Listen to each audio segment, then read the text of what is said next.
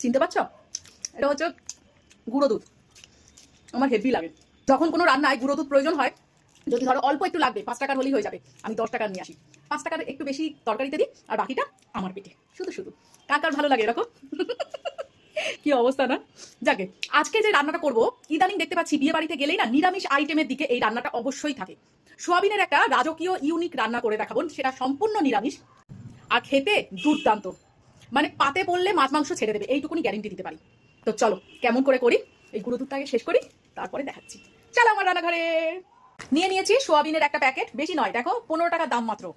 এই দিয়েই একটা এত সুন্দর ইউনিক একটা নিরামিষ রেসিপি করব, পাত চেটে খাবে, এইটুকুনি গ্যারেন্টি দিতে পারি। চলো আগে সোয়াবিনটাকে নুন জলে সেদ্ধ করে নিই। জলটা গরম হতে দিয়েছি, এর মধ্যে সামান্য একটু নুন দিয়ে দেবো। সোয়াবিনগুলো দিয়ে দেবো এবার। বেশিক্ষণ নয়, 5 মিনিট ভাপালেই হয়ে যাবে। আমার এপাশে ভাপানো হয়ে গেছে। আর এই কড়াইতে আমি একটু কিছু জিনিস রোস্ট করে নেবো শুকনো খোলায়। এক হচ্ছে তেজপাতা, একটুখানি গরম মশলা নিয়েছি সামান্য, ওই 2টো এলাচ, 1টা লবঙ্গ, আর সামান্য একটু দারচিনি, আর সাদা জিরে, আর একটু ধনে, সবগুলো নিয়ে একটু শুকনো খোলায় ভেজে গুঁড়ো করে রাখবো। সোয়াবিনগুলোকে আমি 2-3 বার খুব ভালো জলে সুন্দর করে ধুয়ে নিয়েছি। আর এর সঙ্গে নিয়েছি বেশ কিছুটা কাঁচা লঙ্কা আর 1 টুকরো আদা। আর কিছু দেবো না এর মধ্যে, আপাতত একদম এই রকম করে চিপে চিপে সোয়াবিন থেকে সমস্ত জল বার করে পেস্ট করে নেবো আদা আর কাঁচা লঙ্কার সঙ্গে। দেখো একটুও কিন্তু জল রাখবো না। সোয়াবিনটাকে আমি কিরকম শুকনো শুকনো করে একেবারে আদা আর কাঁচা লঙ্কা দিয়ে পেস্ট করে নিয়েছি দেখো। আর এর মধ্যে যে রোস্টেড মশলাটা করলাম সেইটা দিয়ে দিলাম, কারণ সোয়াবিন থেকে নুন সমেত জলটা আমি পুরো নিংড়ে নিয়েছি। সোয়াবিনের মধ্যে কিন্তু এখন কোনো টেস্ট নেই যতক্ষণ না আমি এই মশলাগুলো দেবো। সামান্য একটু চিনি দিলাম, হলুদ দিলাম সামান্য, আর প্রয়োজন মতো নুন দিলাম। এবার এটা খুব ভালো করে মেখে নেবো। আর যতটা সম্ভব এই সোয়াবিনটাকে একদম শুকনো শুকনো করে মিক্সিতে পেস্ট করার চেষ্টা করবে, কারণ কি এটা যদি জল জল হয়ে যায় না, তাহলে এটাকে বাইন্ডিং করতে খুব অসুবিধা হবে।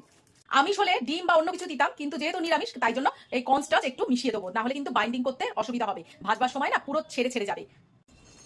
প্রয়োজন মতো কর্নস্টার্চ দিয়ে দেবো। আগে মেখে দেখি বাইন্ডিংটা কেমন হয়েছে, তারপরে যদি প্রয়োজন হয় আরেকটু দেবো। না, এতেই হয়ে যাবে আমার। যেহেতু আমি সোয়াবিনটাকে শুকনো শুকনো করে একদম পেস্ট করেছি, তাই জন্য আমার কর্নস্টার্চও বেশি লাগবে না।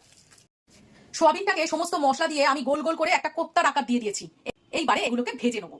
প্রথমেই কড়াইয়ের মধ্যে সাদা তেল দিয়ে দিয়েছি এবং তেল আমার গরম হয়ে গেছে। এইবারে এক একটা করে কোপ্তা ছেড়ে দেবো। কোপ্তাগুলোকে লাল লাল করে ভেজে নেবো। সোয়াবিনের কোপ্তাগুলোকে কিন্তু এইরকম লাল লাল করে ভাজতে হবে, তা না হলে কিন্তু ঝোলে দেওয়ার পরে সোয়াবিনগুলো একদম ভেঙে যাবে। দেখো 2 পিঠ কি সুন্দর লাল লাল করে ভেজেছি, এইরকম ভাবে কিন্তু লাল লাল করে ভাজবে। আমি এবার ফোড়ন দিয়ে দেবো। ফোড়নে আছে একটা শুকনো লঙ্কা, একটা তেজপাতা, গোটা গরম মশলা, আর সামান্য একটু নর্মাল জিরে। ফোড়ন থেকে একটা সুন্দর গন্ধ বেরিয়েছে, এর মধ্যে আমি পেস্টটা দিয়ে দেবো।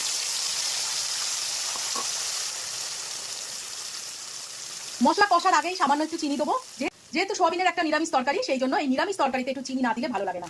দেবো কাশ্মীরি লঙ্কার গুঁড়ো কালারের জন্য, জাস্ট সামান্য দিয়ে দিলাম হলুদ। কি সুন্দর গন্ধ আসছে। এই নিরামিষ আইটেমগুলো যখন করি না, এই মশলাগুলো যখন দিই, কিশমিশ, কাজু বাদাম, এইসব জাতীয় জিনিসগুলো দিলে না, মশলা থেকে এত সুন্দর একটা গন্ধ আসে যে কি বলবো। যাকে কথা বলতে বলতে আমি কিন্তু নুনটাও দিয়ে দিলাম। মশলা চারদিক থেকে কিরকম তেল ছেড়ে দিয়েছে দেখো। মশলা বেশি কষতে হবে না, শুধু আদার কাঁচা গন্ধটা চলে গেলেই হবে। এর মধ্যে আমি দিয়ে দেবো মিক্সির বাটি ধোয়া জলটা, বেশি দেবো না, কারণ হচ্ছে একটু মাখা মাখা হবে এটা। ঝোলটা আমার ভালো মতো ফুটে উঠেছে, এইবারে আমি কোপ্তাগুলো এর মধ্যে ছেড়ে দেবো। কেননা কোপ্তাগুলোর মধ্যেও কিন্তু এই ঝোলের টেস্টটা আসতে হবে, না হলে কিন্তু ভালো লাগবে না কোপ্তাগুলো। কোপ্তাগুলো ঝোলে দেওয়ার পর আমি কিন্তু ঢাকা দেবো না, ঢাকা দিলেই না কোপ্তাগুলো কিন্তু ভেঙে যাবে আরো বেশি। হালকা করে কিছুক্ষণ রাখবো, কোপ্তার মধ্যে সমস্ত গ্রেভি ঢুকে যাবে, তারপরে ঘি দিয়ে নাপিয়ে নেবো। চলো আর একটু হোক। রান্নাটা আমার সম্পূর্ণ হয়ে গেছে। এর মধ্যে আমি কসুরি মেথি দিয়ে দেবো।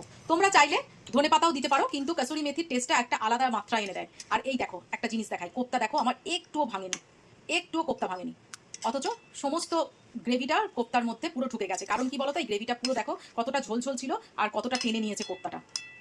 ব্যাস লাস্টে একটু ঘি দিয়ে দেবো। এবার এই ঘিটা দেওয়ার পরে স্ট্যান্ডিং টাইম আমি 5 মিনিট রেখে দেবো।